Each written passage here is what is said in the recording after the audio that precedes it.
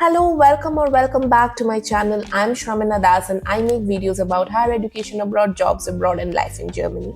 Again, welcome back to my pregnancy series. If you have not seen my last videos on this series, do watch them there. मैं यहाँ पे कहीं पे link डाल दूंगी. In today's video, I'm going to talk about my third trimester experience, complications that I faced, and definitely the to-do list or the task that you need to do in your third trimester. So सबसे पहले तो मैं explain कर देती हूँ the complications that I faced. और अगर आपके पास टाइम है आप डेफिनेटली सुनना, it is going to be very very helpful, क्योंकि मैंने इस कॉम्प्लिकेशन के बारे में बहुत ज़्यादा यूट्यूब में नहीं मुझे इंफॉर्मेशन मिला. And I think being an expert in Germany, अगर आप भी ऐसा कुछ कॉम्प्लिकेशंस फील हो रहा है आपको, then definitely I think this is going to be very very helpful for you. So without any further do let's start. So मेरी सेकेंड ट्राइमेस्टर बहुत अच्छी गई. हम सेकेंड ट्राइमेस्टर में मेरी लास्ट ट्रिप थी, हम वापस आए. Everything was perfect. मैंने normal, I was always active in my whole pregnancy.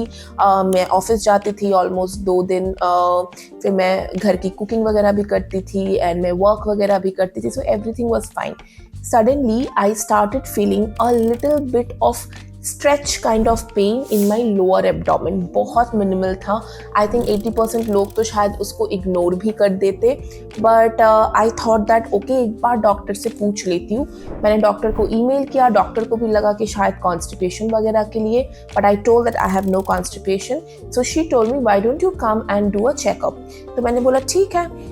तो फिर मैं नेक्स्ट डे गई डॉक्टर के पास. She did the finger test and she found out that my cervix got softened. Now if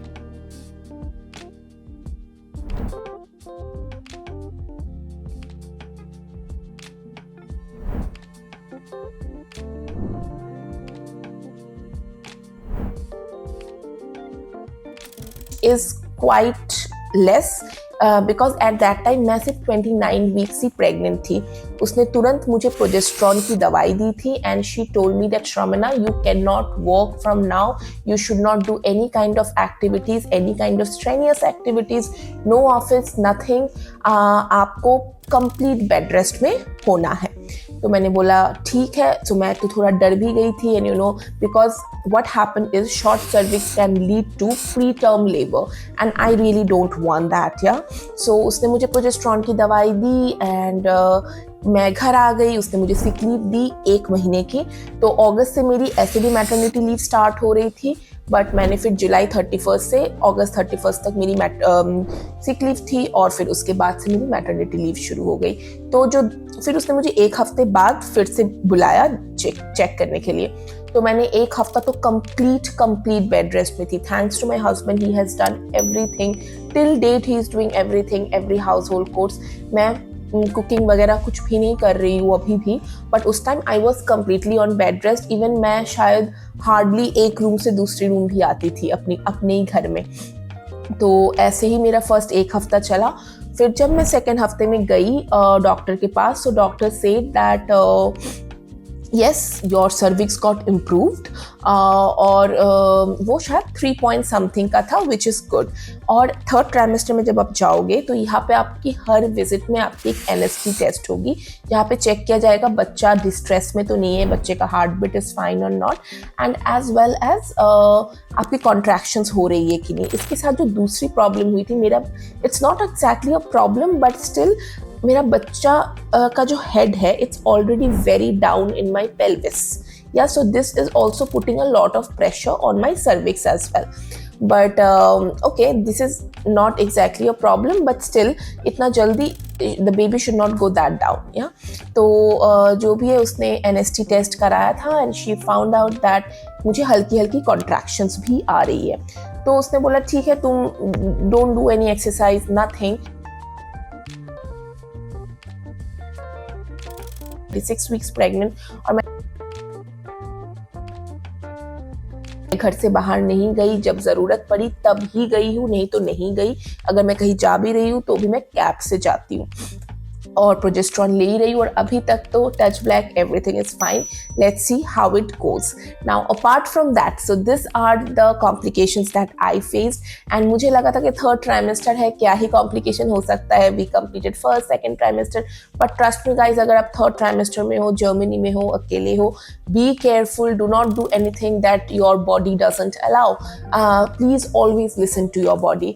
That's all. ये मेरा खुद की स्टोरी है. Now I am going to tell you the to-do task or the to-do list that you need to follow in your third trimester if you are pregnant in Germany. First, pack your hospital bag. अगर आप third trimester की starting में हो, trust guys, pack your hospital bag. Generally her hospital से आपको एक list मिल जाएगी कि क्या क्या पैक करना है, और उसके हिसाब से अपनी हॉस्पिटल बैग पैक करके रखो.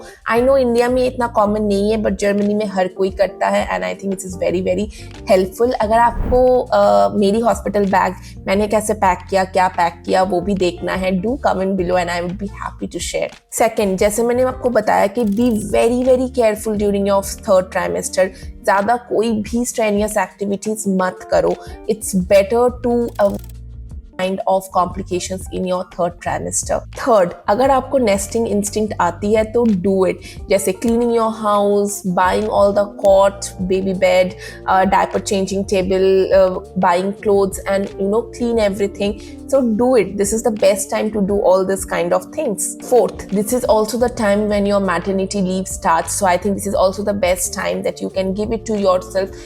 Gather a lot of knowledge of how to take care of the baby.